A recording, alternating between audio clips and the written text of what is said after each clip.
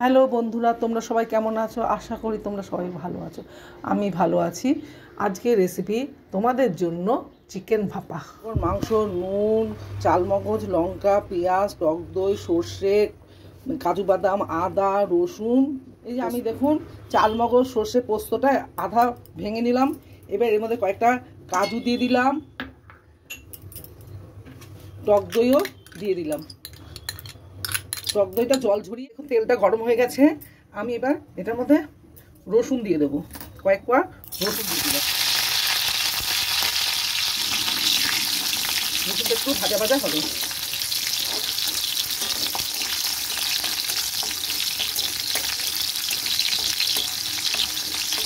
যেন রসুনের গন্ধটা না থাকে, এটা লাল করে ভাজবো না। এবার একটু আদা বাটা দিয়ে দিলাম। এবার একটা পেঁয়াজও কুচিয়ে আমি এটা ভেজে নেব।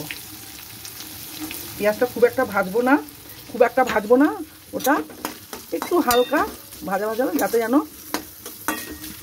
নরম হয়ে যায়, লাল হবে না।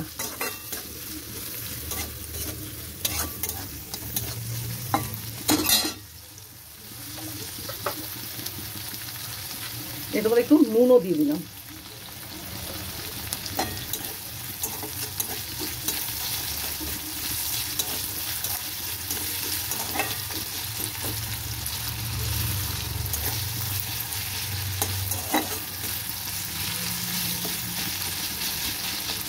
যাতে যেন পেঁয়াজের আর রসুনের গন্ধটা না লাগে, তার জন্য হালকা একটু ভেজে নেব।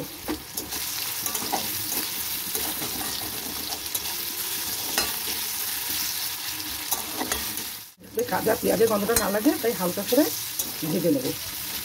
আমার একটু ভাজা হয়ে গেছে নরম। এবার আমি গ্যাসটাকে অফ করে দেবো। টক দই কাজুটা দেওয়া হয়ে গেছে। এবার এই ভাজা পেঁয়াজ রসুনটাও এই মিক্সির বাটিতে আমি দিয়ে দেবো। আমি 5-6টা কাঁচা লঙ্কাও দিয়ে দিলাম। এটার মধ্যে কোনো জল দেবো না, এই অবস্থায় আমি এটাকে গুঁড়ো করে নেব। এই যে এবার আমি একটু এই মাংসটা এবার মেখে নেবো। তার মধ্যে অল্প একটু হলুদ দিয়ে দিলাম। তারপরে এই যে মিক্সিতে আমি যে পেস্টটা করেছি সেই পেস্টটাও পুরো দিয়ে দিচ্ছি।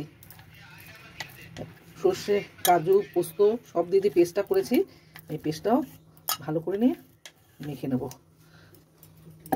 আমি একটু নুন দেব, দিয়ে এবার এটাকে ভালো করে মেখে নেব। 1 চামচ গুঁড়ো দুধ দিয়ে দিলাম, 1 চামচ গুঁড়ো দুধ, বড় চামচ 1 চামচ গুঁড়ো দুধ দিয়ে দিলাম। এবার একটু কাঁচা তেল দিয়ে দেবো। একটু কাঁচা তেল দিয়ে দিলাম, কাঁচা সর্ষের তেল দিয়ে দিলাম, একটু সর্ষের তেল দিয়ে দিলাম।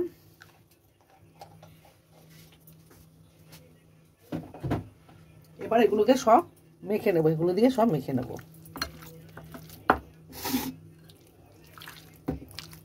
এটা সলিড মাংস হলেই ভালো হয়, কিন্তু আমার ঘরে সলিড মাংস পুরো এরকমই মেশিন ছিল, সেটা দিয়ে আমি করে নিচ্ছি। এটা সলিড মাংস হলেই ভালো হয়। এটা মেখে 2-3 ঘন্টার জন্য আমি রেখে দেবো। আমার এখন ভালো করে মাখা হয়ে গেছে। হ্যাঁ, আমি এবার এটাকে এইটার মধ্যে এই বাসনটার মধ্যে ঢেলে দেবো।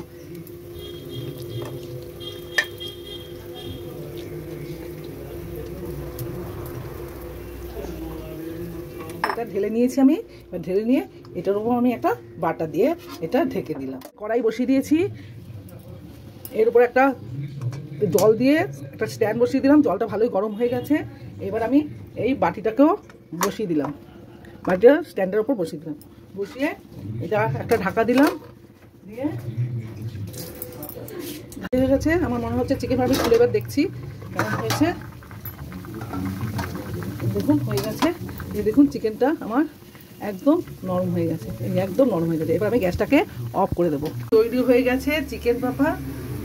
আপনারা বাড়িতে রান্না করে খেয়ে দেখবেন, খুব ভালো লাগে খেতে। এটা খেয়ে দেখবেন।